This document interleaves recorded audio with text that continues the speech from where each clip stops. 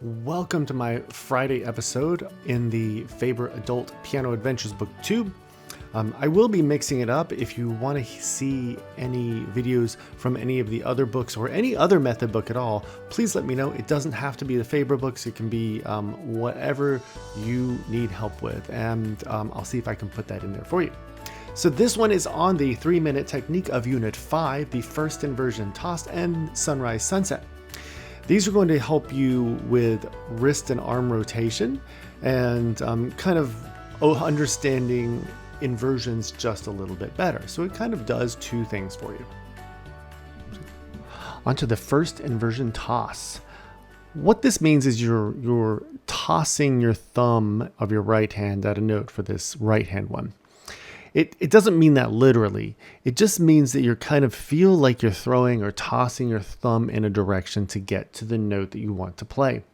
It allows for a stronger pulse or beat in the music. It also allows you to be able to play more easily with these rotation-like patterns. So with the Alberti bass that's being used here, you have that rotation pattern. So what we're doing is we're rotating our wrist and arm, wrist out. And as your wrist rotates out, your arm will rotate in a little bit. Now, rotating out is actually pretty easy. So the right-hand version of this is a lot easier than the left-hand version. Just know that. And it has nothing to do with dominant hand. So even if you're left-handed like me, the left-hand one is a little harder. So here's how we would do the first measure. I'm going to do it very slowly, and then I'll go through the whole thing.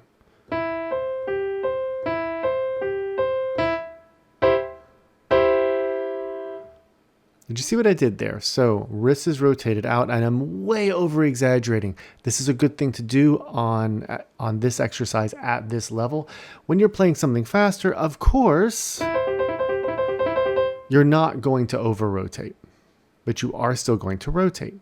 So try the first inversion toss with me. I'm going to go all the way from here, all the way up to the next kind of inversion up where we stop on the thumb on E again. Okay. Ready, go. Gonna take it slow, then move it up.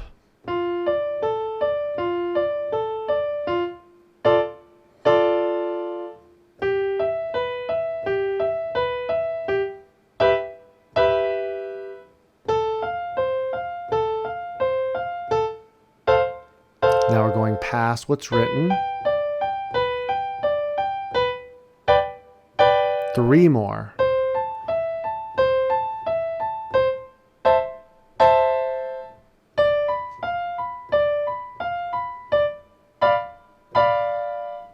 Last one.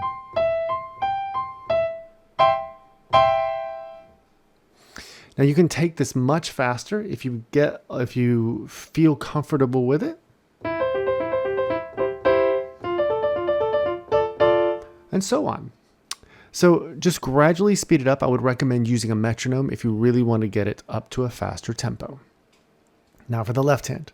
Left hand is going to start very low. Here on E, it's doing the exact same pattern of chords and inversions here, starting on the bottom. Now as you rotate in here to be able to get to the pinky, notice if you leave your elbow stable here, or just kind of in one place, that you're not going to be able to rotate your wrist. And if you do, it causes tension in here.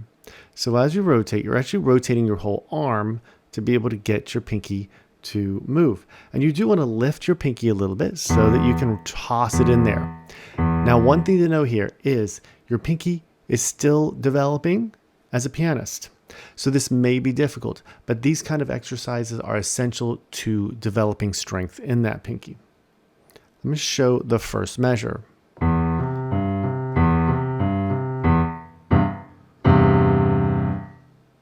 Now try the whole thing with me at that tempo. Ready, go. Now the next one.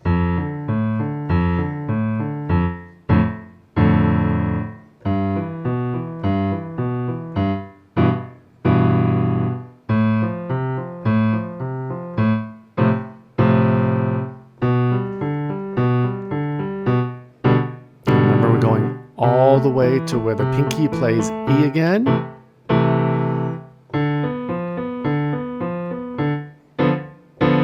Last one.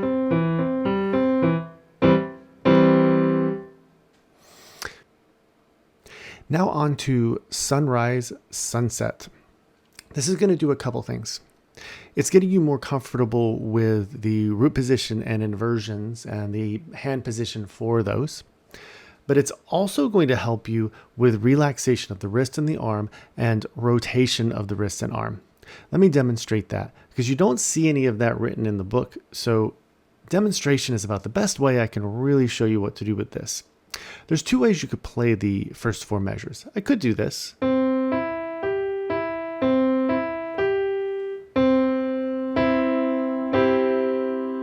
But it looks very stiff and it looks uncomfortable and it feels uncomfortable. So I want to make sure I'm following the motion of the notes like this.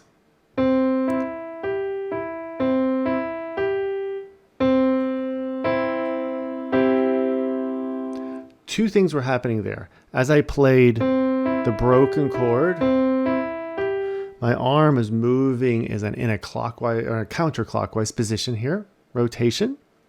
And when I played these, I play into the note, out, into the note, out, down, up. However you have to think of it. So I'm going to play the whole thing. The same thing applies to the left hand.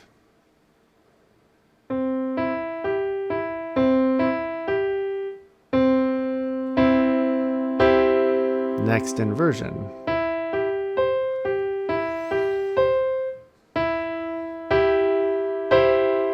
Second.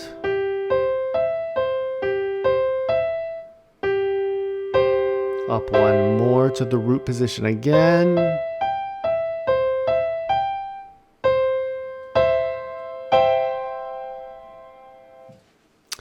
They do recommend to transpose this to A minor. I'm going to show this in A minor just so you can see it in case you're confused by that. So here's our A minor. We'll do all the same things.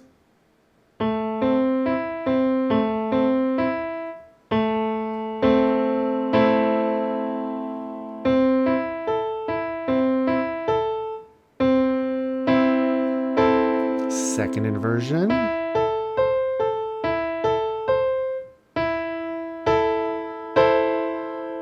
Then back to the root.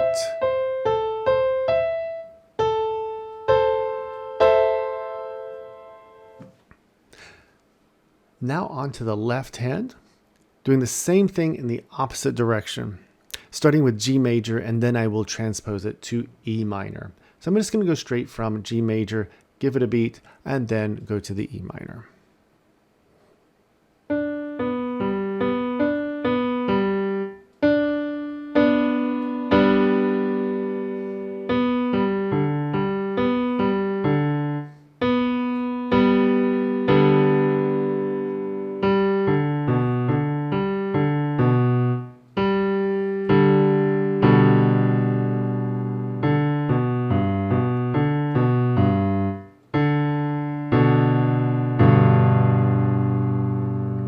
Now onto the E minor, I'm going to move down to the E minor here, so it's just a couple steps down.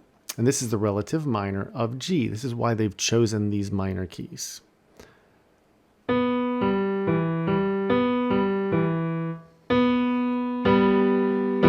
down to the second inversion.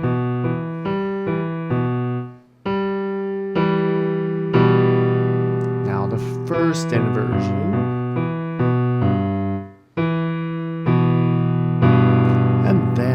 Back to the root.